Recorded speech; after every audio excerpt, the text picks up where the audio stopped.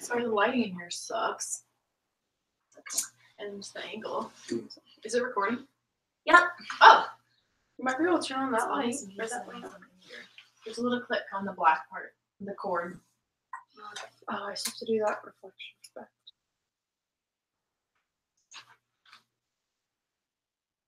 Okay. Post 7, right? Oh, yeah. I think it'd be helpful. A lot of it was about like specific to like our students that were going to case study students. Yeah. So it might be just helpful to talk about like how that's going for everyone. I always hate these like case studies. Like this is like what, the third one that we've done in our program. I never know what to say because I don't know the kid.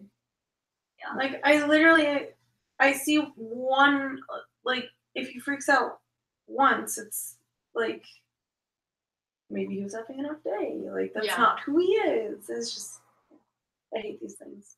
No, I agree with that. It is hard to like, you're not their classroom teacher. Mm-hmm. So really, you're not getting a well-rounded idea of how they are throughout the school day. Like for me, I'm there in the afternoons on Mondays, and I feel like the kid's pretty tired at the end of the day. So I feel like he responds differently than he would in the morning. So it's not, a full picture of the whole child, really. Yeah. Mm-hmm. Like you don't get the information, like the background information. Like you don't get, that kind of stuff. Mm-hmm. Yeah, like my case studies, and I think I told some of you, like, she was so uncomfortable with the questions that I was asking, and I was trying to rephrase them, but it was still like, we didn't have that relationship. Mm-hmm. And so she straight up lied to me and told me that she'd been at that school since kindergarten when I know that she's a newcomer. Oh, Teddy mentioned that to me. Yeah. That's and so it's like I emailed Joy, and she said, well, talk to Beth Jimerson to see if you can get some more accurate information. But I'm also like, I need to figure out how I'm going to get these tests done. Mm-hmm. Like, I'll try and do some stuff tomorrow, probably during that like half an hour time that we have. Or I'll figure something out. But yeah, and I mean, it's like she's so uncomfortable with that environment, and she's not giving me honest information, and it's like, I don't have that relationship with her to be asking her this kind of stuff. Mm-hmm. And she's what grade? 8th. It's also really hard for me to try and find the hours to get my butt down there. Oh, yeah. Because I have no time. I mean, I'm taking 20 credits. I'm working part-time. Like, I would like to see my horse some point this month, Yeah. But any extra time that I have is taken by going down there and doing the extra hours. But if I would have known that this class was extra hours, I would have rearranged my entire schedule differently. Mm-hmm. Like I would have not taken 20 credits this quarter and taken like one more class in the summer. I don't know. It's frustrating. I wish that they were able to tell us more about these before we like give our lives to them. Yeah. Be helpful. But I know that they're also changing the classes, so. Mm-hmm. Yeah. Pointless now, but restructuring. Yeah.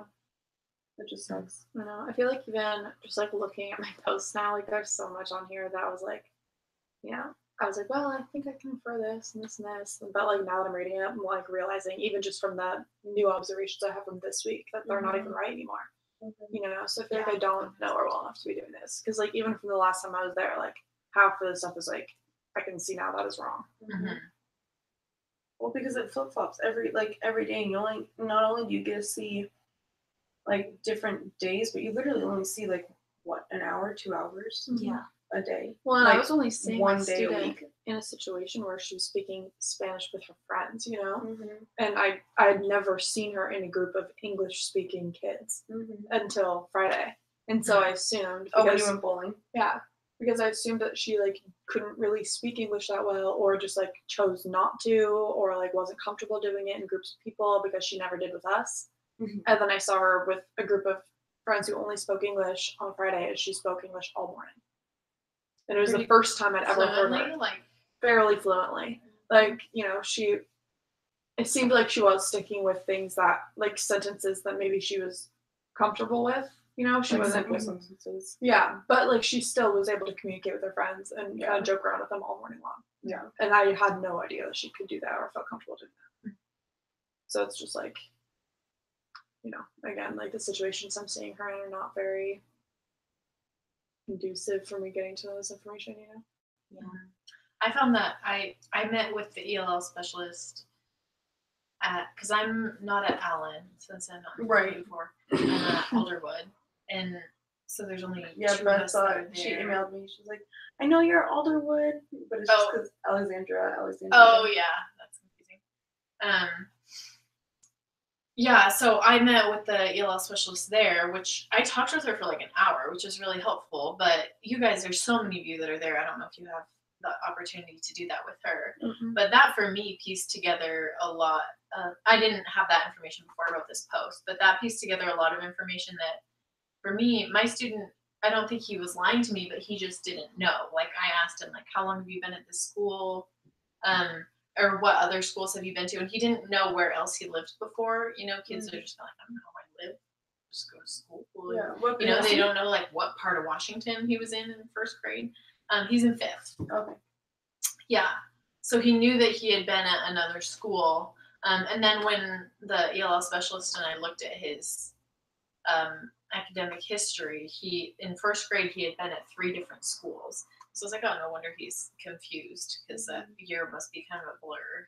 Well, that's what I'm saying is that like we don't know the background information. Mm-hmm. Like we're literally just going off of what they tell us and seeing within that 1 hour a week. So yeah, that's exactly what I'm glad that you were able to find that out about your student. Yeah, because I was thinking that as I was talking with her, I was like, the people at Allen, you guys probably don't get that opportunity. And for me, that was a conversation that was really helpful in piecing together some of those things. So I feel like it's not fair to expect for you guys all to have that information that I wouldn't have had if I didn't talk with her. I think it would be helpful for me to talk with his classroom teacher too for some things. Yeah. Because even the ELL specialist, the student I'm with, I don't know why. I was telling Teddy, I don't know why they paired me with this student because he doesn't actually receive ELL services.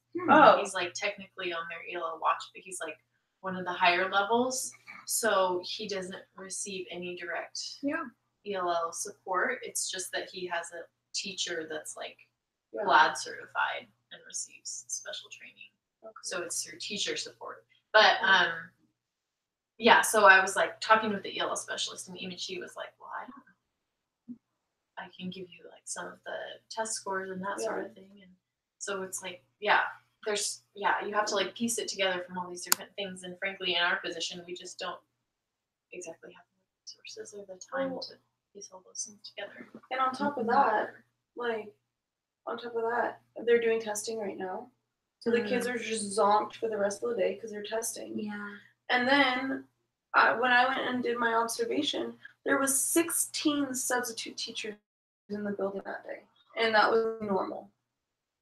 And so many people about going to classes and observing and being like, yeah, we had a substitute today. When I went the first day, it was a disaster. Why is that? Do you know why that's normal or what they're out for? Is it are they sick or is there some sort of training going on? Like that's a lot. Yeah, but that's just like a normal day for them.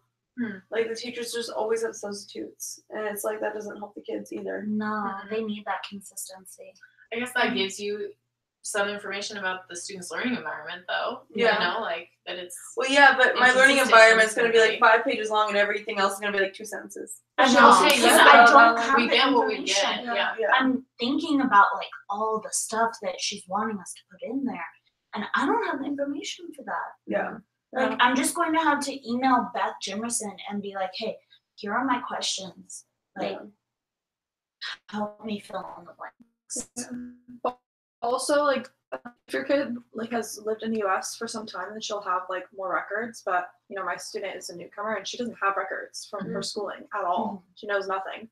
I even asked Beth Jimerson like who she lives with, and she was like, I don't know. She was like, I think she lives with these people. I don't know how many siblings she has. Like, she may have other men living there that I don't know. I'm not sure. So like, she really doesn't even know that much about her. And of course, my student will talk to you about it. So. And I'm working with a 3rd grader, and the 3rd graders, Beth only works with 4th through 8th, and so she doesn't know anything about the 3rd graders either. Yeah. I mean, she can pull up their records, but it's only if they've been in the United States for a certain amount of time. Yeah. And that's interesting. Like for students who are newcomers too, like they're already going through this big change and new process of like getting used to the school environment itself. And so I feel like you guys would then just be one more person to step in and be asking these prodding questions, kind of, that they don't know when they're already going through this like change. And this isn't helping them by any means. Yeah, exactly. That's what I mean. Like, it's, I don't. A stranger comes in, like, asks you about your personal life, and they say that they're supposed to help you. It's like, at that point, you don't trust people. Like, you don't trust anybody. Yeah, you're still new to the environment. Yeah. Figuring it out. I think that would be confusing, and I don't want to talk to I mean, a stranger. That's what we do at 370. They're like, oh, become best friends with this kid, and then never see them again. And it's like, the reason you need to be with this kid and create this relationship is because the kid doesn't have any relationships. Like, I'm not going to be a disappearing relationship for him again. Yeah. Like, that's not what they need. And that's why I hate these case study things. It's hard though, because like we do need to learn how to do the assessments. And so learning it in context is really important, instead of just her being like, oh, if you were an ELL specialist, you would do this. So good luck when you get out there, you know. Yeah. We need to learn how to do it. So I don't know how they would actually do it well, but this is I really hate the write-ups. It's just, it's the write-ups. I stress about the write-ups. And I feel like I just don't know. Yeah. Yeah. I guess I just don't know what to say. I guess that's another question maybe, is like, how do we add detail to our write-ups when we're not able to get a lot of information from our student? I know the answer to that one, just make it. And is it okay, Joy, if for some things we just say like, I got as much as I could, but I really don't have access to this information, you know? Is that an okay thing to say? I think that's roughly, because I started the timer a little late. Okay.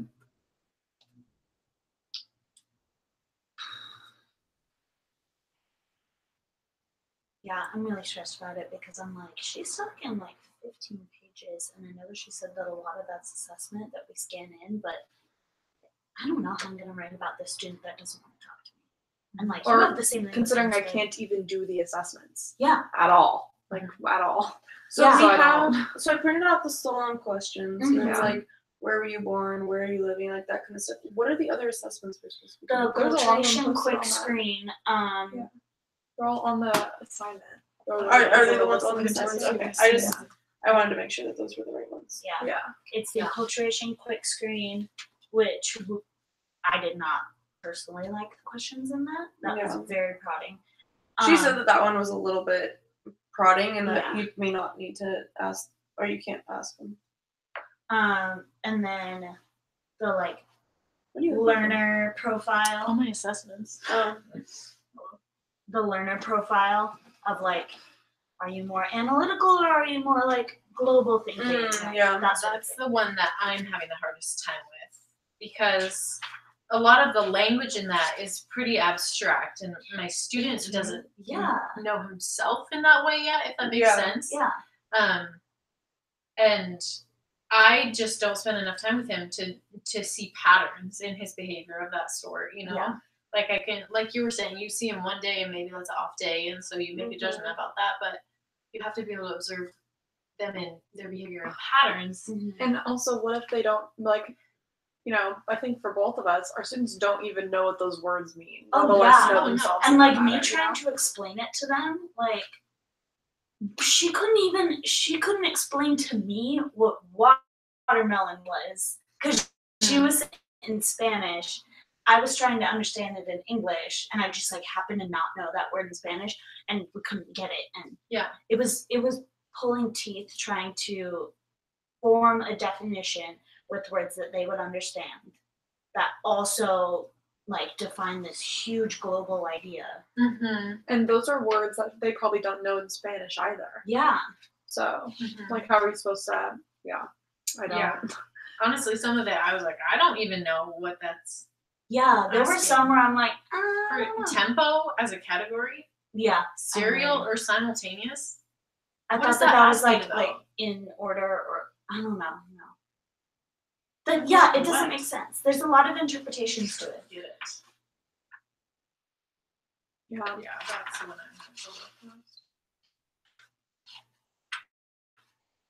I'm The video. Oh wait, that's for I started on like this next post. Yeah, there weren't any videos for this one. Yeah. I asked about Because no, it's too Tuesday. Do we have to do two? Yeah. I mean, because we have we're discussion meeting in 8 class. we discuss in class. But then discussion there's 9 another isn't one. due But then till- on the calendar says that post 9 is due on the 27th, which is next Sunday, a week from today, because today's the 20th. That's not fair. Or It's right. not. Well, especially because that means that we not only do we have class, but we have to meet on our own time as well. Yeah, I feel Or like right that now must with be an the- error. Has anyone asked her about that? I don't know. We can email her. Let's money question it. No, last no, time I she's- emailed her, she didn't email me back. So I can I email. have some other things to email her about anyway, so I can ask it in that email. Yeah, because I think what she's doing is because like remember where she's like, oh, you don't have to videotape it, just do it during our class time Well, yeah, post yeah, but 8. then we'll have For to 8. do. for 8. But yeah. then 9. I think 9. My guess would be that she put the wrong due date on that because there's only 10 discussions and we have 10 weeks. So I think that it's supposed to be like. But we're not doing a 10 is week discussion 10. during our case study. Like the last week that we're doing our Mhm. our write up and that we don't have class, we're not doing a discussion because we're just straight doing Discussion our case 9's the study. last one. No, discussion 10 is. Which is why she has discussion 9 due next week, because then discussion 10 is due on week 9. Okay. So then we have Week 10. week 10. And we meet during finals week for the case study stuff, Mhm. or we No. don't. We don't meet at all, we just turn it in. That's right. I'll still email her about discussion 9. At least that was my take from it. I mean, I don't know the actual. We'll see. Yeah. I feel like I was gonna say something. All the rest of the questions on here about like, the interview process, things like that. I don't know if you guys have any thoughts about those. I didn't like that one. Which one? The interview one. The Rhodes a tall one. Oh, Or the one talking about like There's only one article we had to read for it, right? the the process. chapter 7 and chapter 5. So we would read. Oh yeah, chapter 7. That was the interview one. Yeah, I don't know. I don't really like it. What about it? It made me feel like the only reason to do an interview is if it's for like a negative reason. Mm.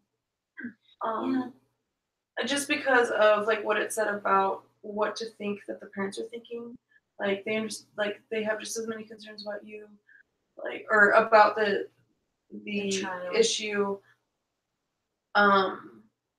Like they're there for the best interest of the child. Yeah, like that kind of stuff. It just gave me like a negative feel about it, and I like it. I'm also just confused about why we read the article when it was literally the whole thing was talking about parents' rights and not having parents involved, and yet we're not having parents involved. Mm-hmm. Yeah. Yeah, I was thinking about it. I was like, well, that probably would be helpful for a case study. Yeah. But there again, Isn't not, happening. we don't have access to that. And also, like, my case study student, she doesn't have parents that live with her. She lives with her older brother and older sister. And so it's like, in that sort of situation, like, I don't know, like, do you treat them as the child's parent? Because that, Yeah, you would. yeah, Whoever the guardian is. like, that's you know, true. It, Yeah, it'd be more guardianship. Yeah, I guess so. I mean, I don't know. Over 18, you know. I don't know how old they are. But she just said that it's her older brother and older sister. I also felt like they didn't really do a good job of setting up, like, I felt like there were just a lot of big concepts they were missing that I would want to include in my interview. And I think one I mentioned on my post was like, not only do the kids need to feel this, but the parents need to feel this too, is that it's like a safe space. Yeah. That like you need to understand that like I'm not going to report anything you say to me. Like my duty of reporting is to the harm and neglect of the child. Other than that, like I'm not going to say anything. So like whatever you say doesn't leave this room. Mm-hmm. And that'll kind of, I mean, I don't think they're going to be like, oh my gosh, and start pouring their heart out to you. Yeah. But at the same time, just, you know, like that mutual understanding of the fact that like, you're not going to go and report. to have that comfort of like them knowing that right off the bat. And then also just the fact of like including the kid's voice, including like the parents' voice. And I know that it said that a little bit with like their rights and everything, but still just like making sure that you include the kid's voice and stuff too. Mhm. So On the topic of like making sure that the parents feel safe, I was talking with my parents this weekend about what happened in Santa Fe, and they were like, we need to make it so that it's harder for, so that there's not like all these different entryways that people can get into a school. So like a shooter couldn't get into a school through like all these different back doors. The problem and- with that is yeah. there are doors for a reason. It's fire code. If there's Yeah. a fire, you need that many doors for kids to get out. Because if you have one entrance, then everyone's gonna die. Yeah. but also at the same time, in Santa Fe, the guy walked in with a huge ass shot out in the open through the front door to a classroom. So Yeah.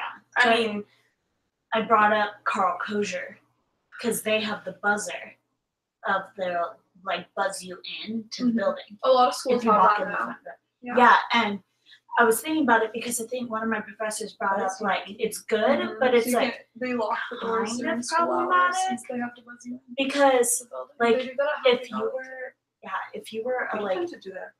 If you immigrant went in person before or after doing school, that, they or like the doors walking are into open. your It's like kid's an school, hour like, after school they tell us starts, all an the hour time. before school Oh, ends. right. That they lock. Like immigrant parents, they oftentimes feel really uncomfortable going to schools because they see it attached to the government and seeing it like as a government facility, and so it makes them feel really uncomfortable walking into a school, and like having to be buzzed into a building would make them feel even more uncomfortable. So it's like, and then my parents were like, well, You yeah, think but that the would safety make of them the kids. feel more uncomfortable? Can you explain that? Why? Well, it's just I don't know, like it not being as open, and the like buzz in, it just it's very official, but also like the safety of Makes the it kids. seem like Yeah. But more if of a, it's like, at that point though, I would literally government just go meet them security. out at the front. Yeah, maybe.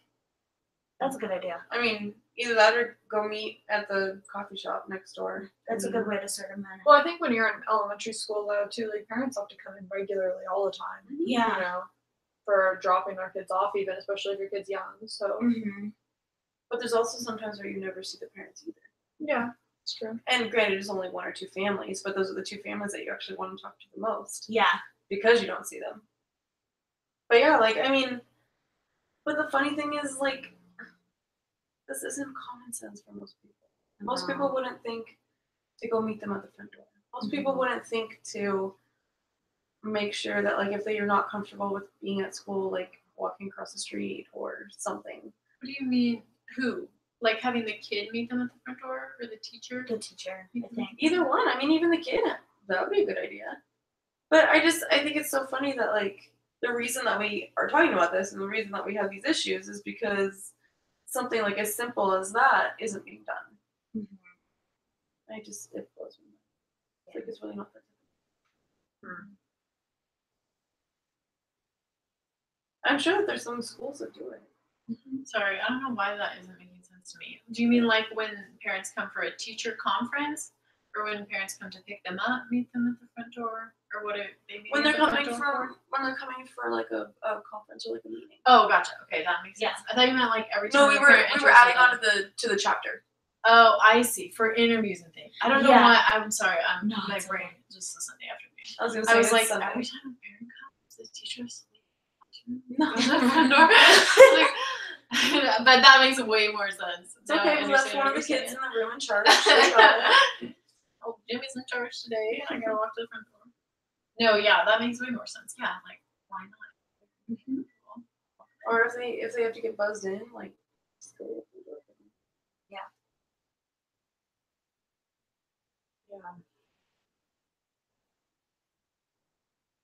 I don't know. I also just felt like a lot of it was pretty like, I don't know. Yeah, that chapter was just kind of boring. I feel like a lot of it's just like a checklist of things that like I don't really need to know about right now, you know? Like, Yeah, like a reference for when you're gonna do. yeah. We're not doing that sort of review necessarily with our students. Exactly. Yeah. I'm very surprised with how important it is, the relationship that you have with families, and yet that's the one thing we don't do through liturgy. Yeah, but I mean, like, also, like, I get it, just because nothing we do really, like, like, our involvement in schools is very much them helping us, not us helping them, And so I just feel like it's a lot to ask parents to not only have to get to know all of their, kids' teachers, but have to get to know, like, Western students as well. I'm talking Western about students that change every quarter. I'm talking about like going and standing with one of the duties or the principal that is doing parent pickup. Just go stand with him. Like, just see how like the interaction happens, or see like the problems that they come up with, or see like, I don't know, just like little things like that. Like, I'm not saying like the parents have to come in and interview with us or anything like that, but yeah, just. Do you think that's something we'll get to do more in the internship? Yeah. Maybe? I really think I wonder so. if that's something that they try to hit harder there when you're actually in a classroom with consistent students. Honestly, Does that I don't context think makes more sense? You don't think so? It I should. feel like, well, I agree that they teachers should. go out, and so I feel like if the teacher's going to go out and meet, with the kids at the end of the day, then I'm assuming we would too, Yeah, like Yeah. I did that in 370, like when my teacher walked But kids our- out to pick up, I walked But out. I mean, our teacher rarely went out, and she just went right back in quickly. No, she went. Oh well, Most of she the went out time. every day, but I feel like there was always immediately a parent who grabbed her to talk. I feel like there was somebody always like waiting for her that like immediately went and grabbed her. Like I feel like there was always. I'm trying to remember whose parent or what kid it was. I think there was one parent that was always there to talk to her. Not a million questions. It was probably my case study student's parent. But I love your case. He was so fun. he was cute.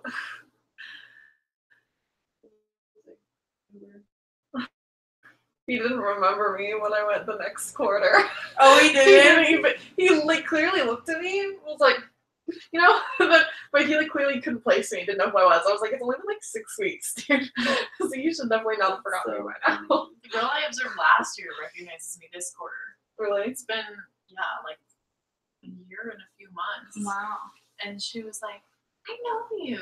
And I was like, yeah, you was in your classroom last year. And she's like, yeah, that's right. Like she took it. She didn't remember, but I was really introduced surprised. myself so many times at Red Robin because I see all the families come in, and the kids are Really? like, "Hi," and the parents are like, Who are you? How do you know I'm my like, kid? "Hi, I'm a Western student. I'm in the teaching program. I've been in your students' class as a like practicum." Yeah. That happens to me about like random places.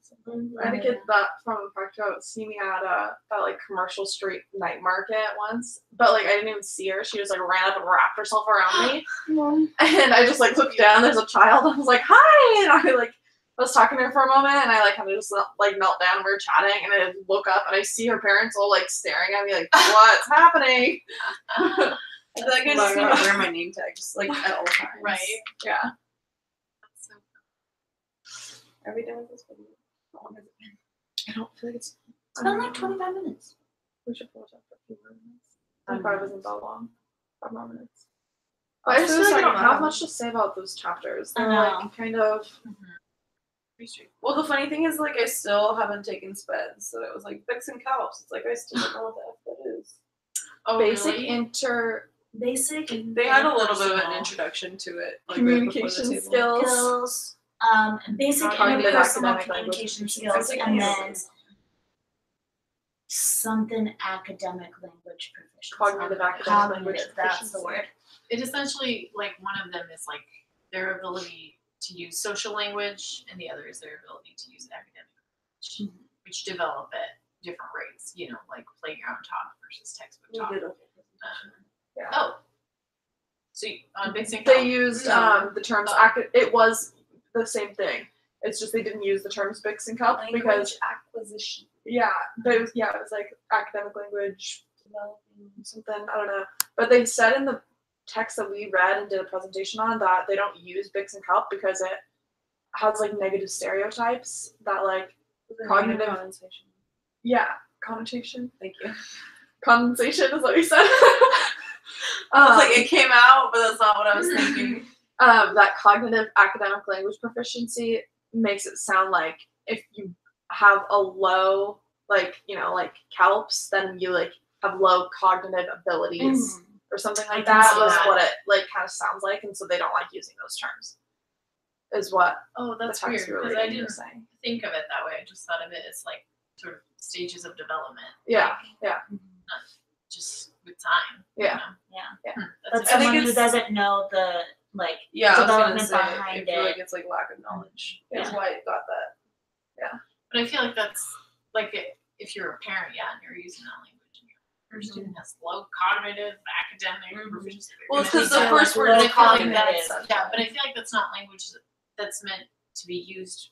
Like I feel like that's language that's meant to be used among teachers and educators. yeah. Not necessarily. You So I wouldn't would- say you would your think child's that- fixing help, like Yeah, literally wouldn't exactly. Say that to a parent. which is what I mean. Like Like what? you would think that the people you would use that language with would be people who understand development. Yeah, like, stage but and all also that. parents are involved in those kind of like meetings and stuff where you like Mhm. talk Like about that. IEPs. Yeah, and And like I- they see all that paperwork, and so I'm sure parents would also come across those terms. Because it's comes back to like the buzzwords. It's like cognitive and ability.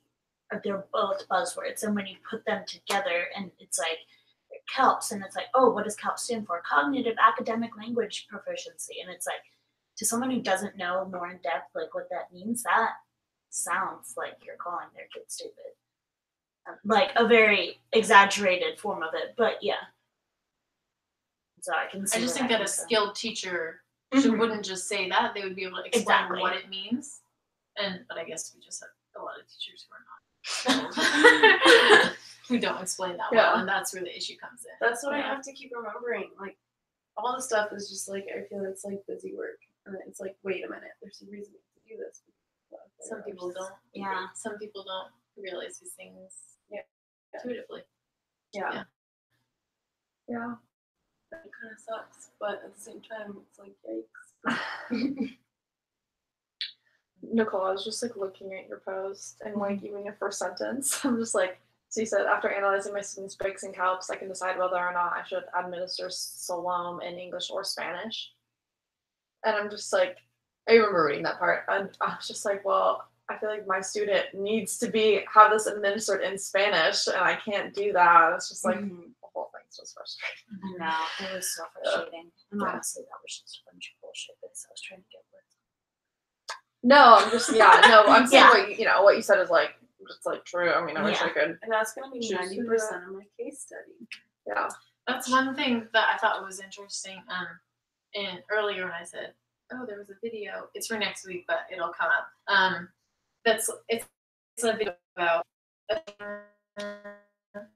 English learners, and one of the things is that it was talking about the importance of assessing them in their first language. And so last week when I met with the ELL specialist, I asked her about like she had like his assessments for his English language proficiency, and I was like, okay, what can you tell me about his Spanish language proficiency? And she said, oh, we don't assess that. Bellingham doesn't assess doesn't keep record L1. of their L1 proficiency. And I thought that was weird because I feel like that is contrary to my understanding of what Yeah. they Yeah. do, because I thought that was really important. So I don't know if maybe that's just Alderwood, but I thought she said Bellingham. So I'd be curious to see what you guys come We across in that. We haven't been given scores with our L1 proficiency, so I feel like that's possible that they're not being assessed Mhm. at Allen also. Which I just think is weird, because Let's like determine like that's how you know where to go, because you Yeah. have those Yeah. important elements of literacy that translate from one language to another, and you need to know Transfer. what What skills their will L1 transfer? literacy skills are to know where you can kind of start in their L2. So I think that's really weird that they don't assess that. I mean, like, I understand if you have students with 100 different languages in your school or something, to I'm sure that's exaggerate. probably like It's not- resources and money Yeah, and it probably is a resource thing because Yeah. you just don't have access to that. I mean, people who are trained in assessments in all those languages. Yeah. But it still seems weird. Like, it just seems like that would be a really important part of the step. Yeah. Mhm. Well, even like not even like all. Well, yes, that is a problem, but like even not even as far as all of those languages. Like just thinking even about Spanish. Like how many thousands of children speak Spanish in this district or like in the state, Yeah. So like, and you can't have like how many people are really like can do those assessments in Spanish, and like even if you had a few, like, you know, are they really going to go assess all of those thousands of children? Mm-hmm. Yeah. And even so, like, there's probably a higher percentage of our ELL specialists that speak Spanish than speak other languages if they're bilingual. But there's like even then a few at ELL that speak Mixteco instead of okay, Spanish. yeah. And so if you have your ELL specialist assessing the students who speak Spanish, then there's still all those other students. Yeah. Who, if then you're creating this hierarchy for the ELL students of like. And languages like that, like Mixteco, it's like how, like, what are the chances that you have someone that is trained and certified to do those assessments in that language? Probably not likely at all. Yeah. Easy. You know? Come get my assessment. Yeah. Easy told me to. We're at half an hour. Yeah, same. I just feel like half hour